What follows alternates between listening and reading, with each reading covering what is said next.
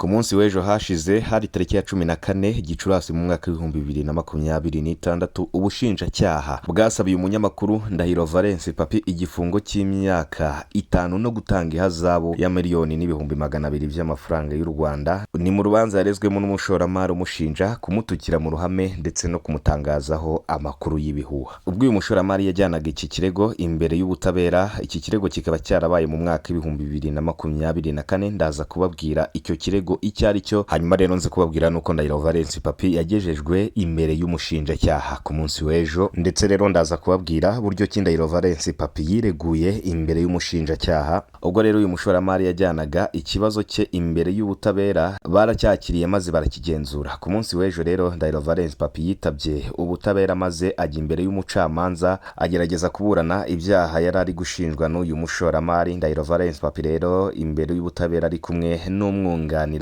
yarireguye ndetse n'ababasha kugira byinshi atangaza mu rubanza rwabaye ejo imbere y'ubushinjacyaha. Muri iki kiganiro rero ndibuze kubabwira icyo Ndahiro Valens Papi mu by'ukuri bashingiyeho bamurega mu gihe ikibazo cyabaye mu mwaka w'2024, ariko akaba yaritabye ubutabera ku munsi w'ejo hashize. Rero byose turaza kubirebera hamwe, hanyuma rero mbabwire ibyo Ndahiro Valens Papi nawe yatangaje imbere y'umushinjacyaha. Byose turibuze kubirebera hamwe muri iki kiganiro. Icyo nkwisabira ni ugukora kuri subscribe, ugakora no kunsogera kugira ngo tujye tubana mu makuru yose atambuka no kuri Bivugwe TV. Ni urubanza rwaburanishijwe n'urukiko rw'ibanze rwa Nyarugenge ejo kuri tariki ya 14 Gicurasi muri mwaka w'2026. Ndahiro Valens Papi rero akaba yararezwe n'uwitwa Ndayisenga Martine, uyu akaba ari umushoramari ukomeye cyane. Uru rubanza Ndahiro Valens yarezwemo rukaba rushingiye ku nkuru yatambutse mu mwaka w'2024 kuri televiziyo ya BTN. Iyo nkuru rero ikaba yaragaragazaga buryo ki uyu Ndayisenga w'umushoramari yifashishije imashini izwi ku izina rya Caterpillar asize ikibanza kiri mu kagari ka Tetero mu murenge wa Muhima. Ndetse rero ubwo Ndahiro Valens Papi yatangazaga iyi nkuru yavuze ko uyu Ndayisenga ubwo yari ari gusiza iki kibanza yafunze inzira z'abaturage ndetse inzu zabo zisigara ku mpanga, ikindi kandi ngo agerageza no gukora ku butaka bwa leta.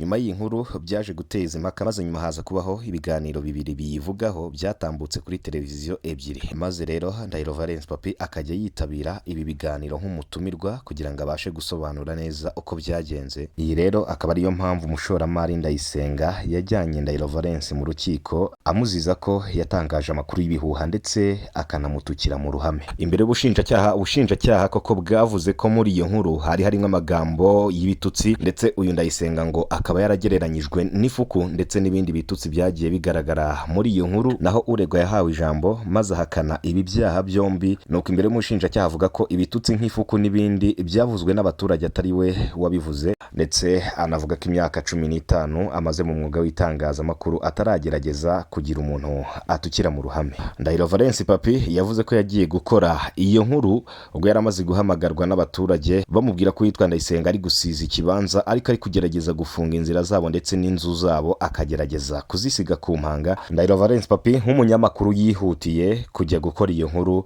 ndetse Ndahiro Valens Papi iyo nkuru ubwo yayikoraga yayikoze mu izina rya BTN. Byakomeje guteza impaka muri icyo gihe rero ubwo Ndahiro Valens Papi yari amaze gukora iyo nkuru, nuko maze leta ifata umwanzuro wo guhagarika Ndayisenga gusiza icyo kibanza, ndetse ahita anacibwa amande ya miliyoni 9 z'amafaranga y'u Rwanda. Rero ubwo Ndahiro Valens Papi yari ari imbere y'umucamanza ku munsi w'ejo nibwo yagerageje guhakana ibyaha byose bamuregaga, maze avuga ko imyaka yose 15 amaze mu mwuga w'itangazamakuru nta muntu n'umwe aravana igitutsi mu kanwa ngo akivugire mu ruhame. Ndetse rero anavuga ko ibijyanye no kuba yarisuye umugabo ifuku atari we wabivuze, ahubwo byavuye mu kanwa k'abaturage bari bafite agahinda ndetse n'uburakari bwinshi nyuma y'uko uyu Ndayisenga yari amaze gusiza ikibanza agafunga inzira zabo ndetse n'inzu zabo ngo akazisiga zihanamye. Rero biza gutuma bagira uburakari maze bamwita ifuku. Ndahiro Valens Papi yavuze ko ibi byose bitavuye mu kanwa ke. Ikindi kandi avuga ko bitani ngombwa ko uyu Ndayisenga yihutira kujya mu bushinjacyaha, ahubwo yari kugana urwego